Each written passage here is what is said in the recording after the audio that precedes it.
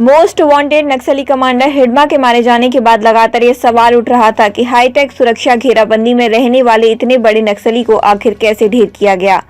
क्यासों और चर्चाओं के बीच आंध्र प्रदेश के एसपी अमित बर्दर ने प्रेस वार्ता में इस पर महत्वपूर्ण स्पष्टीकरण दिया है। एसपी बर्दर ने कहा कि यह कहीं भी अधिकृत रूप से पुष्टि नहीं थी कि हिडमा हमेशा 3 स्तरीय सुरक्षा घेराबंदी में ही रहता था। उन्होंने स्पष्ट किया कि यदि कभी ऐसी सुरक्षा व्यवस्था रही भी होगी तो वह उसके सुरक्षित ठिकानों तक ही सीमित रही होगी, जो समय समय पर बदलते रहते थे। इसी परिवर्तनशील सुरक्षा पैटर्न का फायदा लेते हुए सुरक्षा बलों ने ऑपरेशन को सावधानी पूर्वक अंजाम दिया। उन्होंने बताया कि ऑपरेशन के दौरान जुटाई गई खुफिया जानकारी, परिस्थितियों का सही आकलन और जवानों की त्वरित कार्रवाई के चलते यह बड़ी सफलता मिली।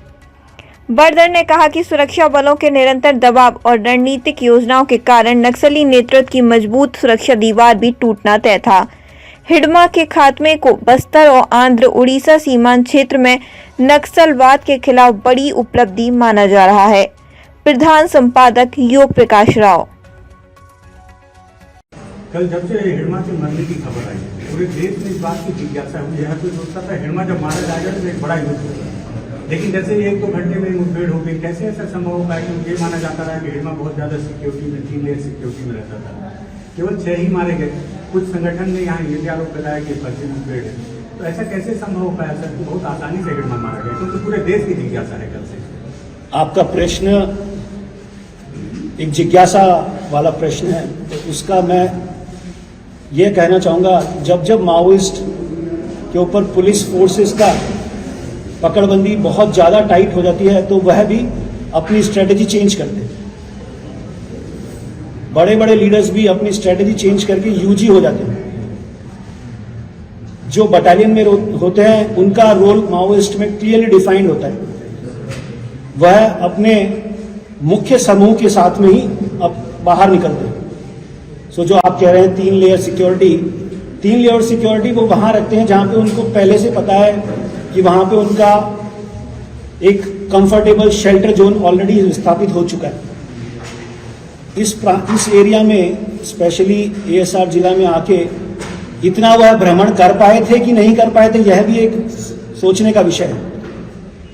अगर 3 लेयर सिक्योरिटी किसी को लगानी है सो आप देख सकते हैं कि उतना बड़ा क्षेत्र उसके पास में उसके सपोर्ट वाला होना चाहिए। तो यह तो क्लियर है कि इस प्रांत में जो रहने वाली जनजातियां हैं उनकी सहायता के लिए उनको कोई भी डर या भय से करवा नहीं सकता। सो माओइस्टों को यह सहायता नहीं मिली है। तो 3 लेयर जो सिक्योरिटी है वह घट के या तो 2 लेयर रह गई होगी, उसी के कारण यह ऑपरेशन थोड़ा लंबा चल पाया, नहीं तो यह संभवतः 1 दिन का ही ऑपरेशन होता। सर ये ऑपरेशन लगातार। धन्यवाद सर किस तरह की तो मिली थी हिडमा के इस इलाके में पहुंचने की? और दूसरा सर की देव जी की भी बातें काफी चर्चाओं में है कि वो मारा गया या वो इस इलाके में भ्रमण कर रहा है, तो क्या सूचना है आपके पास? क्या इंटेंट देव जी को लेकर और हिडमा को लेकर कैसी इंटेंशन है?